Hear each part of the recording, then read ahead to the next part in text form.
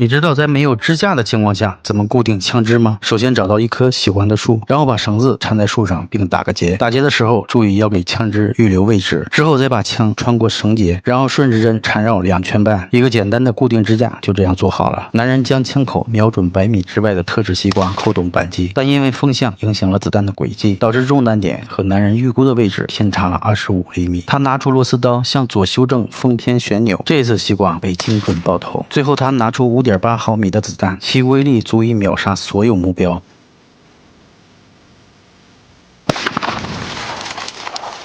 男人名叫豺狼，是一名技术精湛的机械师，也是一个让人闻风丧胆的职业金牌杀手。之前调好的枪被他改装成行李箱，通过了安检。他将行李箱的拉杆拉开，拧开螺丝后，将拉杆全部取出，紧接着将两者组装到一起，狙击枪的枪管便组装完成。而行李箱的支架则是狙击枪的枪身，绑包的拉链轻轻一扣就是扳机，枪托、瞄准镜都用同样的手法一一重组，最后导出滑轮里的子弹。之所以要如此费尽心思，只因豺狼这次的目标不是一般人，对方是德国总理，他身边的保护力量只多不少，乘坐的汽车也都配备了最坚固的防弹玻璃。为了完成这次任务，豺狼只能想办法把人引出来，等他下车的瞬间开枪将其击毙。他先是找到了一个老头，并将其杀死，紧接着把他的脸剥下来做成了人皮面具。而为了这次完美的扮演这个老头，豺狼还录下了对方说话的声音。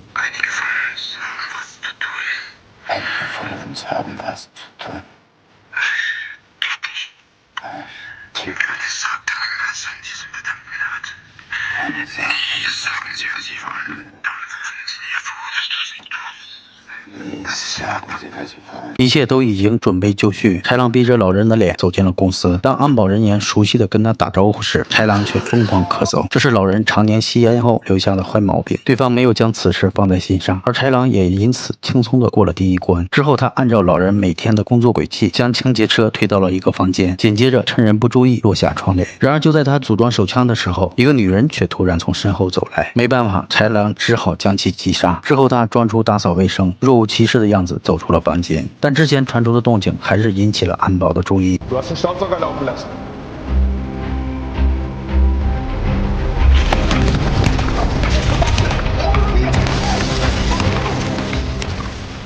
此时豺狼在公司里大开杀戒，无人可打，但他却紧追一个人，迟迟没有下杀手，直到对方被自己逼到绝路，豺狼这才给公司老板的大腿来了一枪。而这个老板的身份正是总理的儿子。豺狼回到家等待计划进展，他脱下了假牙，扯掉胡子，又卸下美瞳以及人皮面具，短短几秒钟，他就从一个迟暮之年的老人瞬间变回了风华正茂的年轻人。第二天，豺狼来到距离医院4公里外的大楼上，然后架好狙击枪，静静等待目标出现。而总理在得知儿子受伤的消息后，不顾安全人员的警告，非要去看望一下对方。与此同时，豺狼却突然扣下了扳机。当然，这不是他手抖导致的走火，而是在试探方向，以便调节狙击枪的精准度。因为两地相隔4公里，所以豺狼并不担心枪声会被保镖听到。简单调整后，豺狼将瞄准镜对准地面，这是总理下车的位置，也是他走向死亡的最后一站。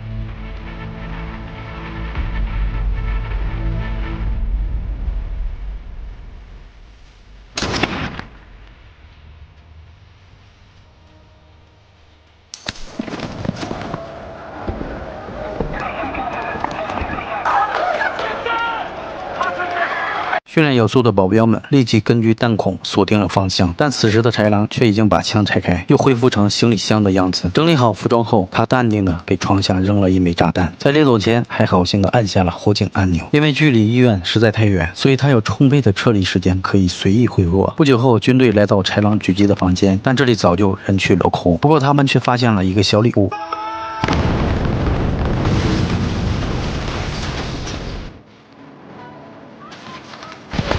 此时的豺狼来到停车场更换汽车，等他走后，原来的汽车也被炸掉。现在和他有关的所有东西都已经被销毁，豺狼只需要排队出国，便能拿出巨额佣金，而且边境的安检也不能查出什么异样。毕竟行李箱这种东西是边境线上最常见的。不过毕竟是国家的总理遇刺，所以今天的盘问十分严格。但是让豺狼真正能通过检查的，还是他放在副驾驶这套象牙棋盘。豺狼告诉警察，自己来到德国就是为了他，而这其实是他的障眼法，目的就是让警方把注意意力放在这个违禁品上，而这种违禁品警察一般都懒得管，所以最终豺狼安然无恙地驶出了德国边境。豺狼走得很轻松，但德国警方却一个头两个大，他们连夜观看了数百个监控录像，总算是找到了豺狼离开酒店时的一个背影，并且通过核查，他们确认这个地方就是杀手开枪的位置。但难以置信的是，从这里到医院的直线距离长达3800米，有记载的刺杀距离最远也不过3500米。如果这是真的，那么杀手使用的狙击枪管最短也要1米，但监控里这个行李箱明显是容纳不下这种狙击枪的，并且他们也没有在附近找到被抛弃的狙击枪，那就证明射手使用的武器是可拆卸式的定制武器。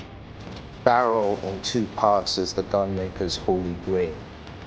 If the rifling were out to the tiniest fraction, it would compromise the shot. It's impossible. There's a gun maker who's been trying to do this for years. His name is Norman Stoke. 黑妹认为此人有重大嫌疑，就算枪不是他做的，那至少也能在他口中得知其他的机械式信息。这是他们目前能找到的唯一突破口，他们必须尝试一下。与此同时，豺狼也来到了法国巴黎。虽然他现在很安全，可雇主的尾款却迟迟没有到账。无奈之下，他只好来到网吧，然后插入自己制作的黑客 U 盘，这样他上网的痕迹就不会保留在网吧的系统里。找到雇主一番询问后，对方表示会在24小时之内把钱打到账。然而就在这时候，豺狼突然收到新的委托，对方给出了足足1000万美金。本来豺狼的习惯是执行完任务要销声匿迹一段时间，这样可以最大程度的减少自己被发现的风险。只是这次雇主给的钱太多，再三考虑后，他还是接下了这个任务。然而对方却在这时候提出了新要求，那就是想和他线下见一次面。豺狼毫不犹豫地拒绝了，他从不和雇主见面，这是保护自己，也是保护雇主。不过这次对方给的钱实在太多，最后没有办法，豺狼只好让对方先给100万的见面费。消息发出去后没几秒，雇主就说钱已经到账。豺狼见状留下了一个地址和时间，然后便匆匆地离开了网吧。而他选择的见面地点是瑞典的一个自然风景区，这里人迹罕见，离公路也有一段距离，在这里见面不用担心会被其他人发现。豺狼拿着望远镜躲在草丛里观察四周，很快他就看到一辆车里走下来一个女人，对方还走进了两人约定好的木屋，很明显他就是雇主。